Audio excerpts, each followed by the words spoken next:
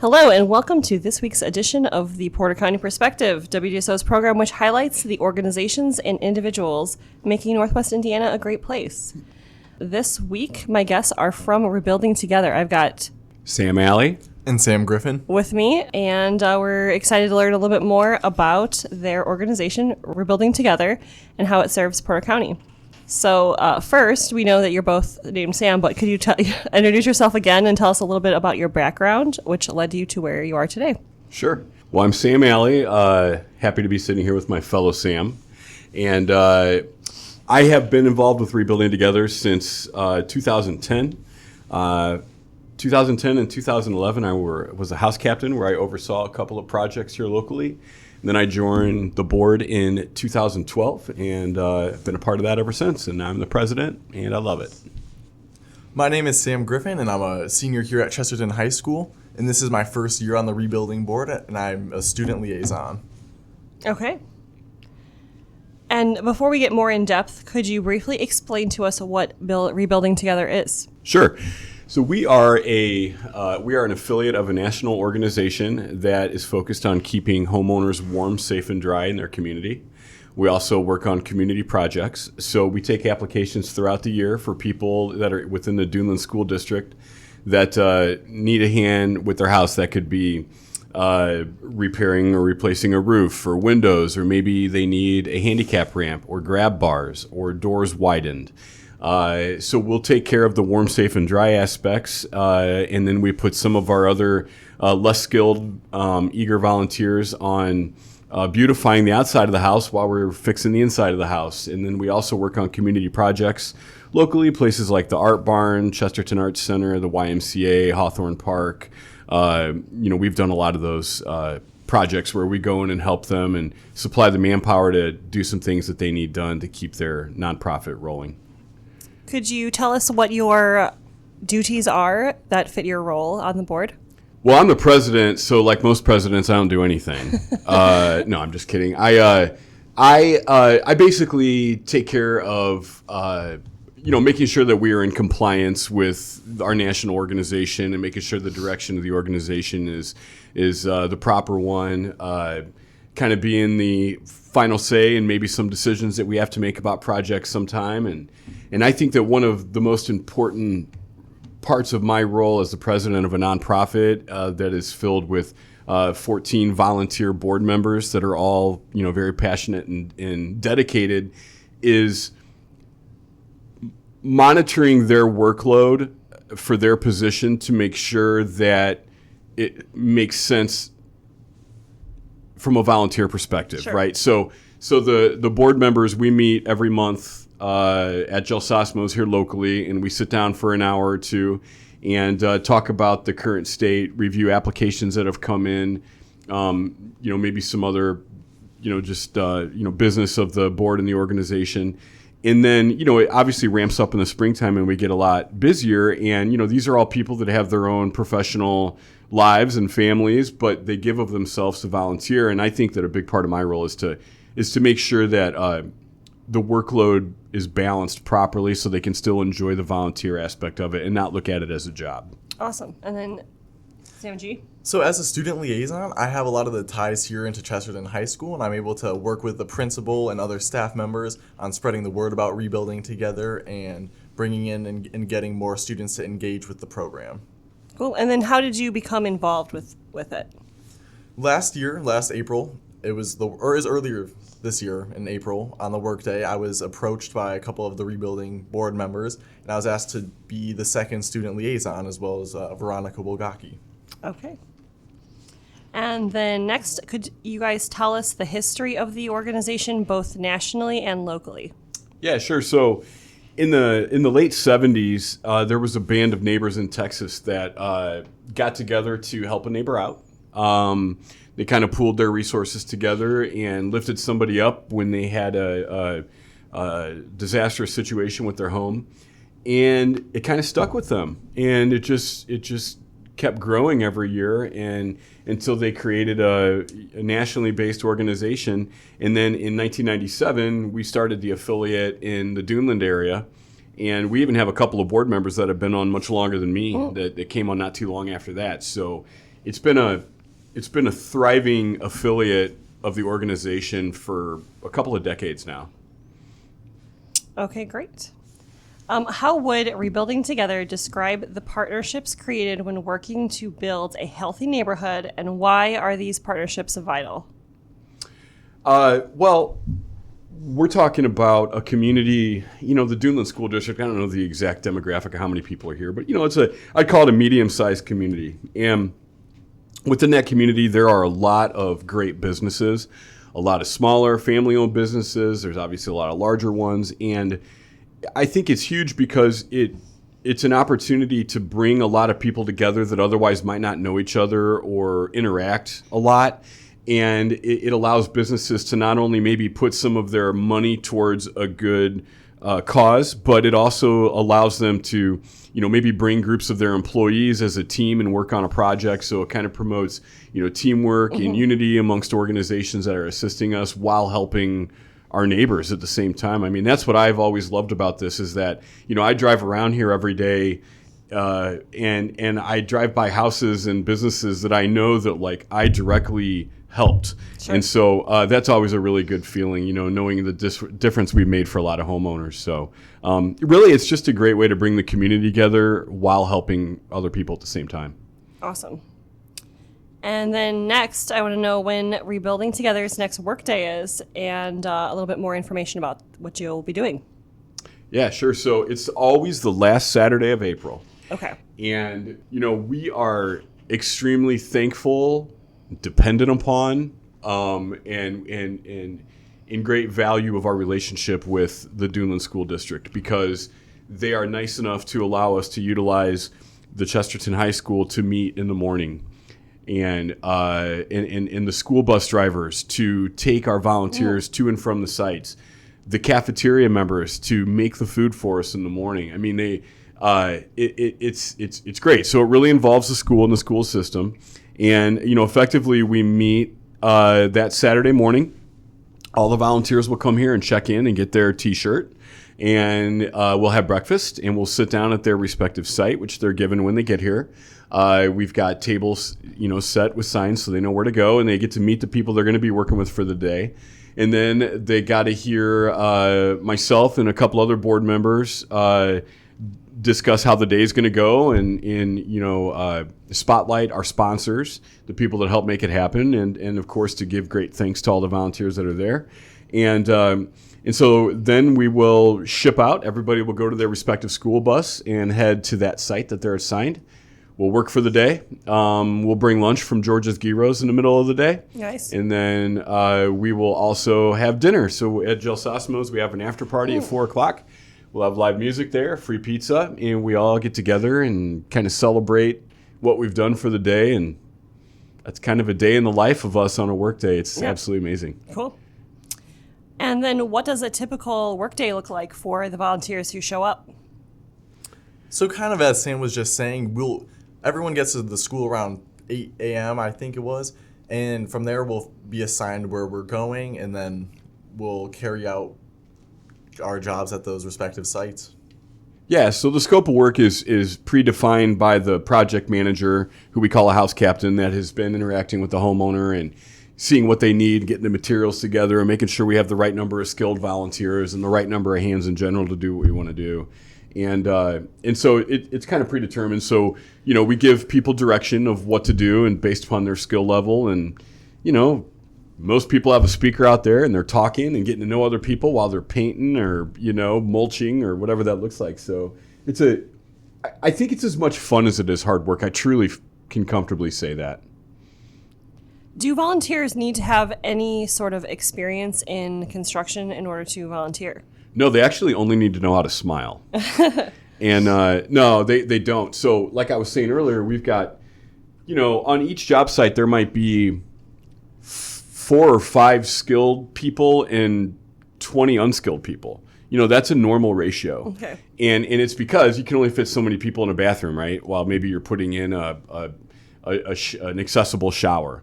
And then, but while we're doing that important stuff, we're going to have all the people like me, that aren't really technically skilled doing other things. So it's basically how it goes.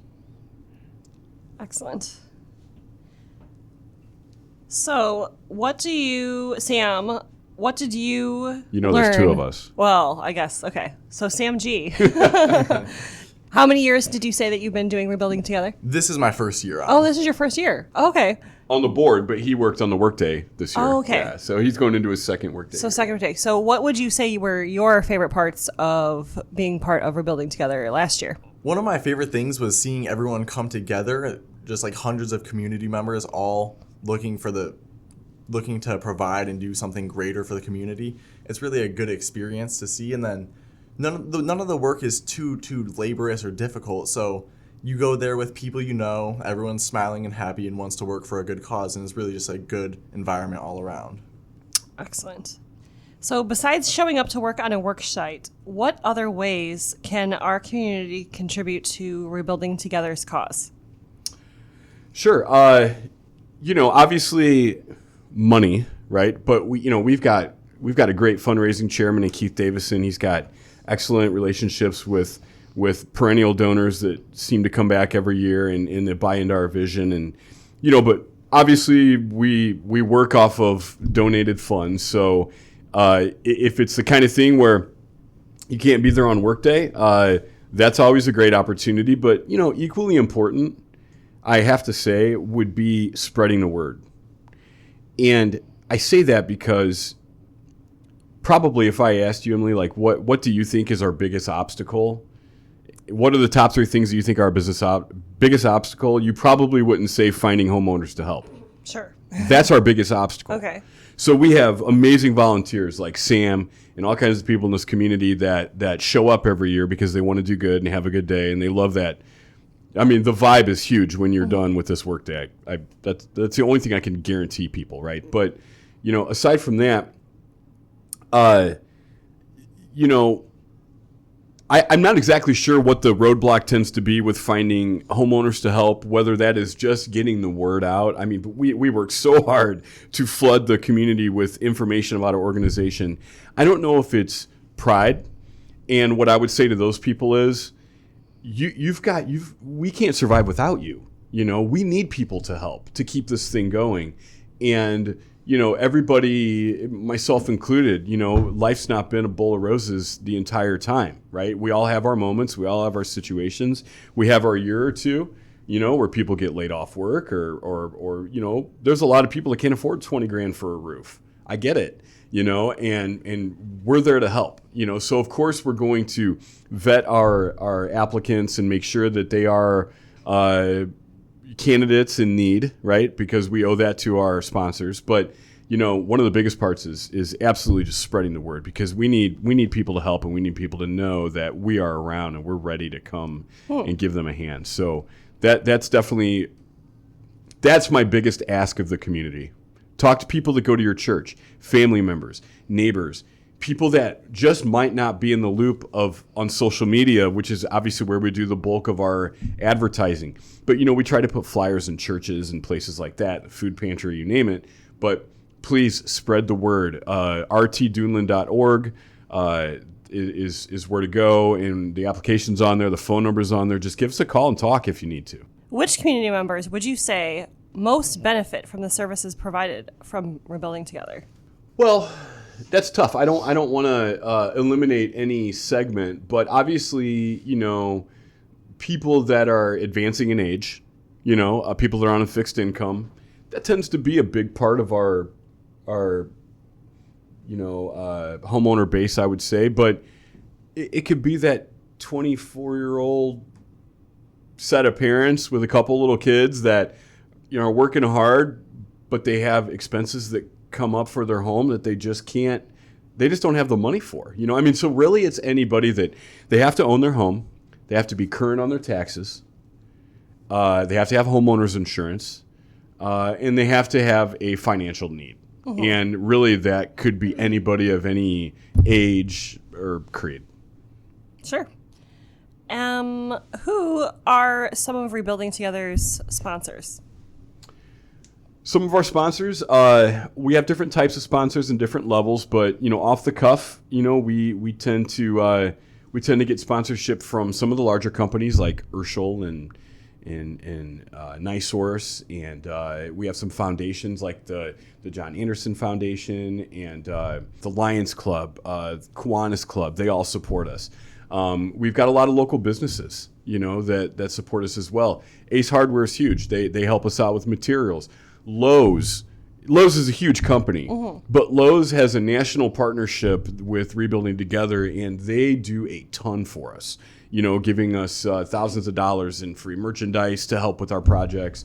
Smaller companies like mine. I'm an insurance agent, I like to give as well.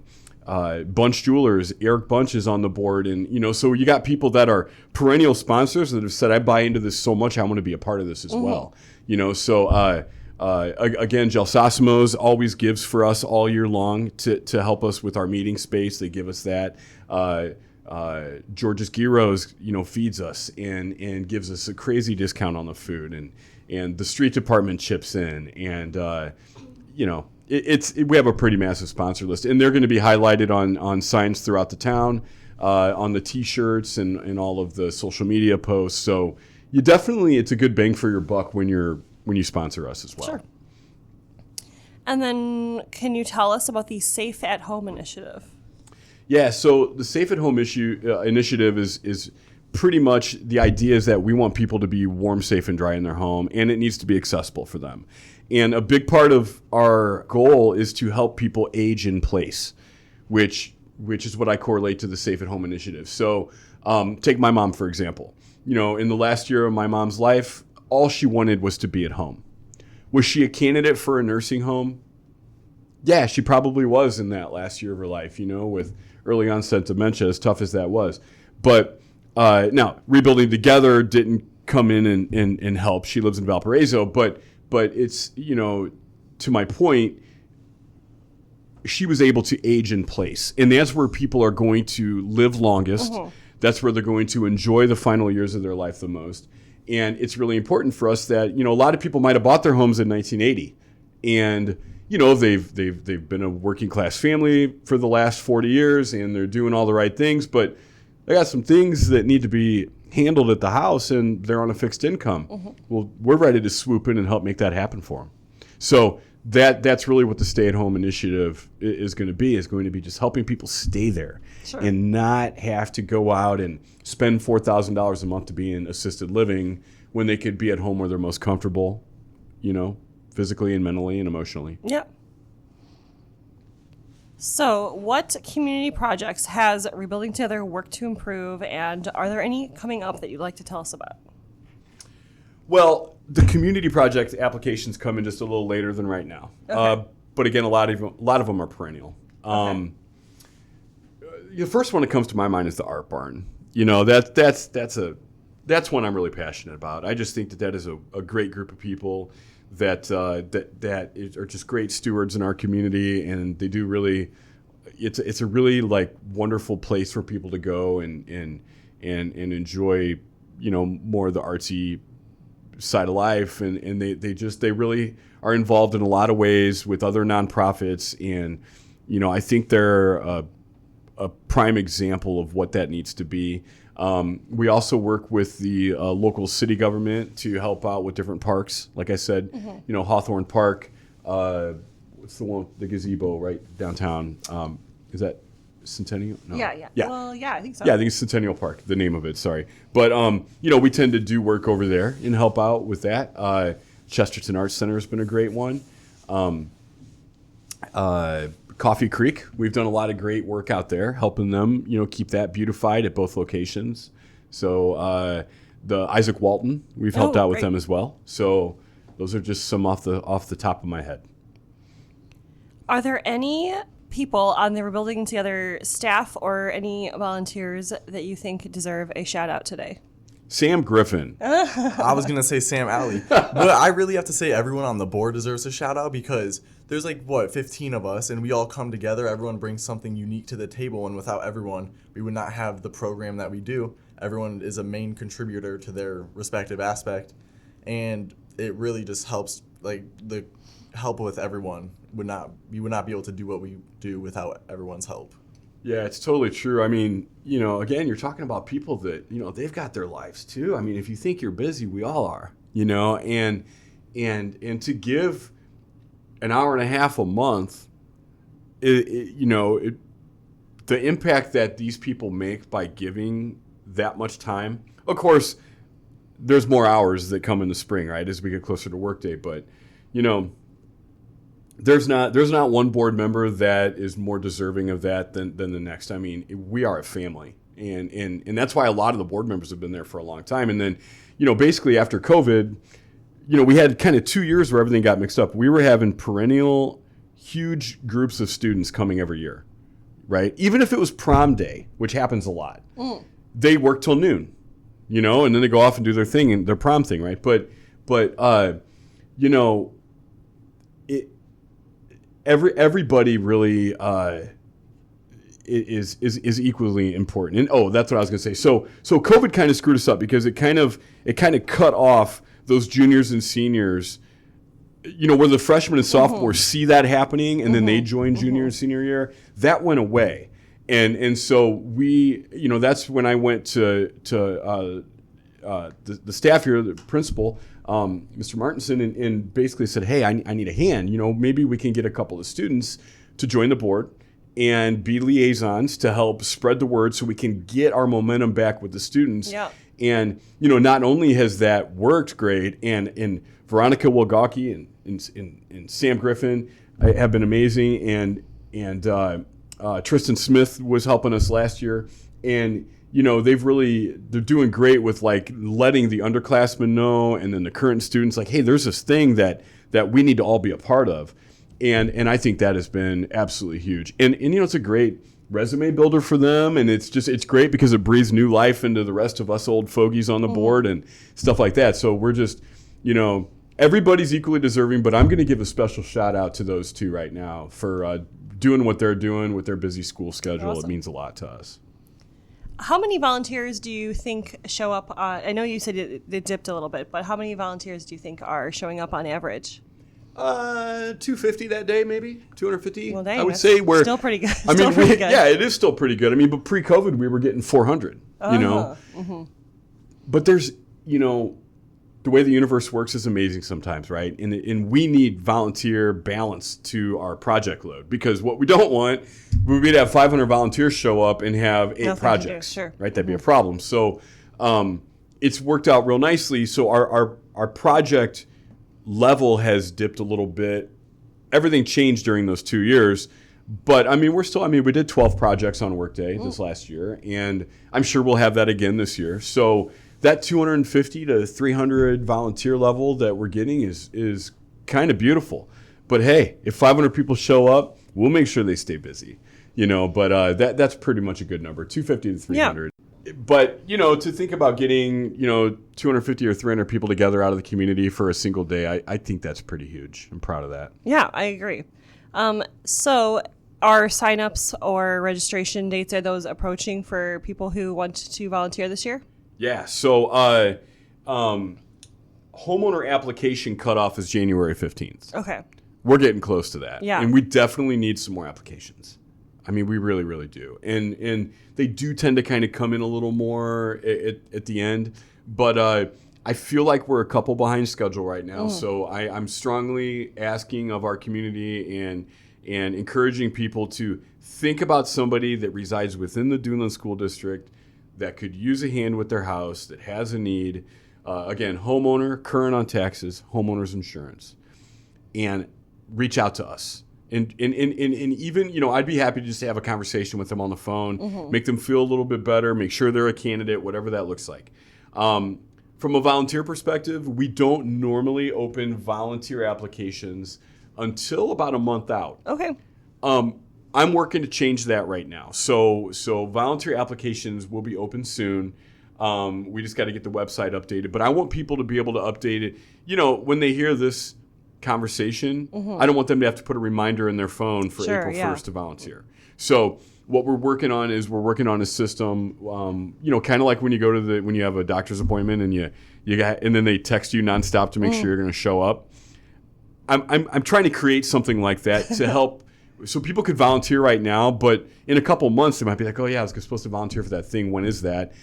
And there's going to be an email reminder for them, and then maybe a month out, hey, we're looking forward to seeing you, and then real time updates on Workday. Yeah. So I have this vision that I'm working with a local IT company to help create. So they should be able to get on and volunteer anytime, but certainly within a month of Workday they can volunteer. But come join us for one day, and I pretty much can guarantee you'll want to come back the next year. It's that cool. Cool.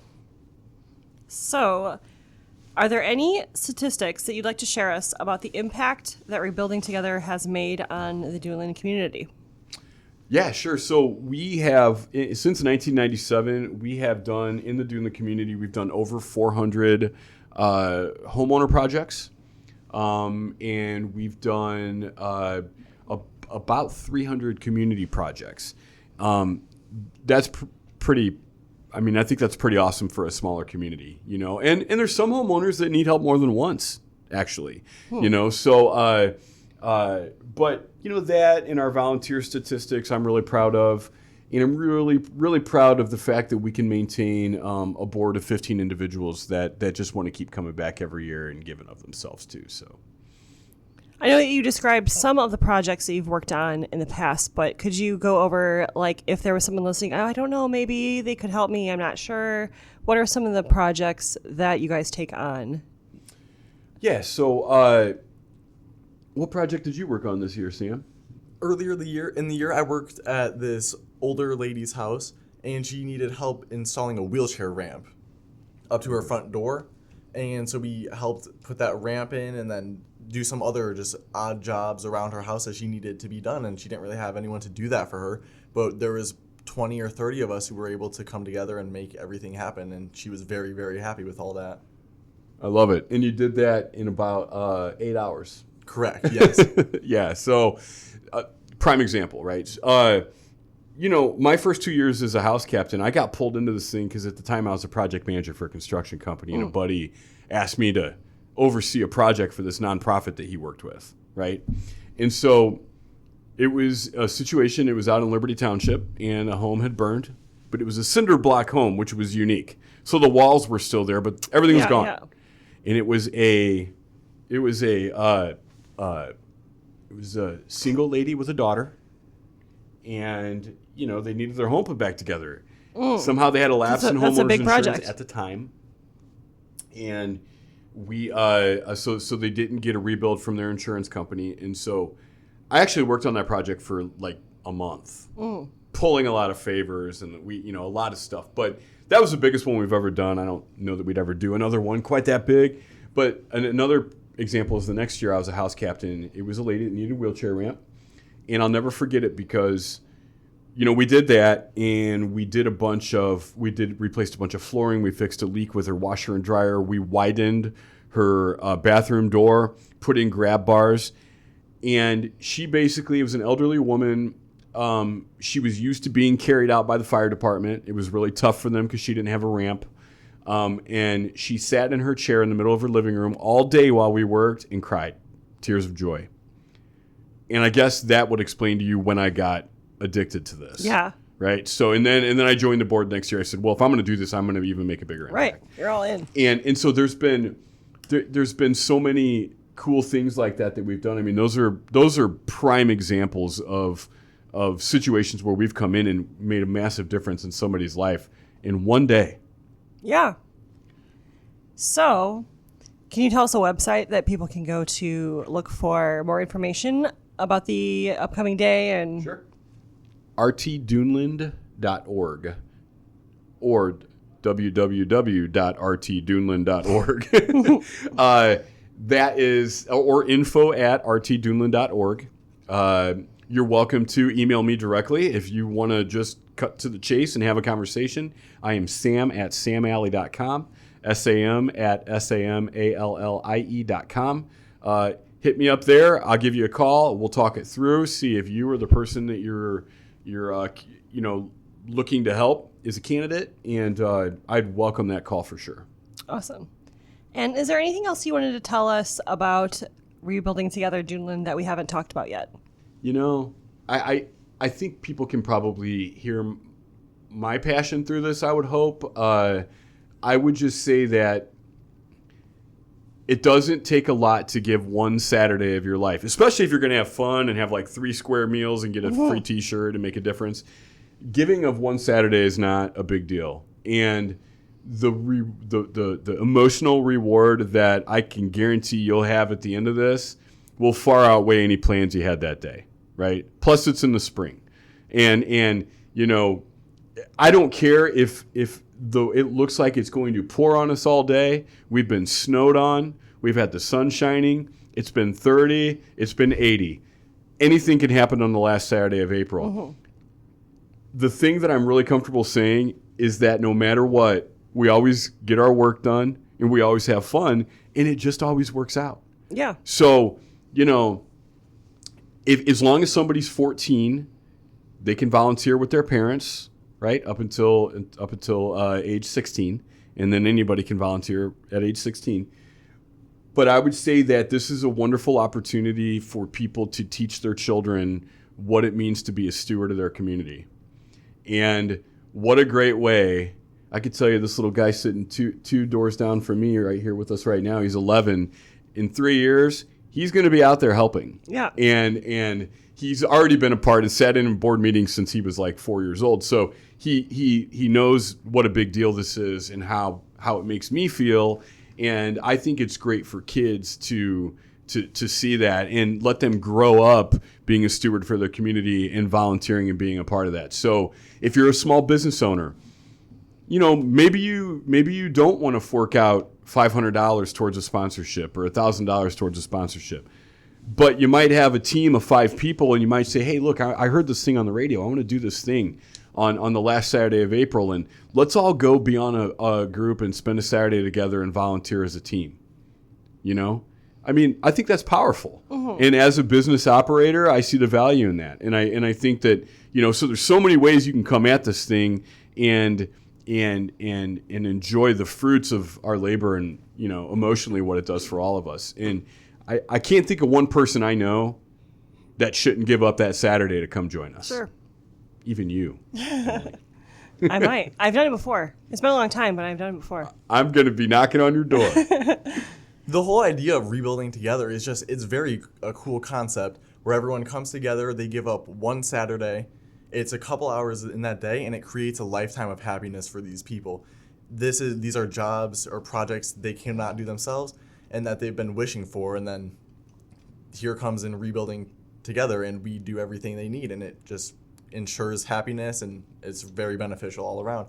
It's also a really good opportunity for students and younger people to get volunteer hours. It's a great resume builder, and on top of all that, you feel good at the end of the day.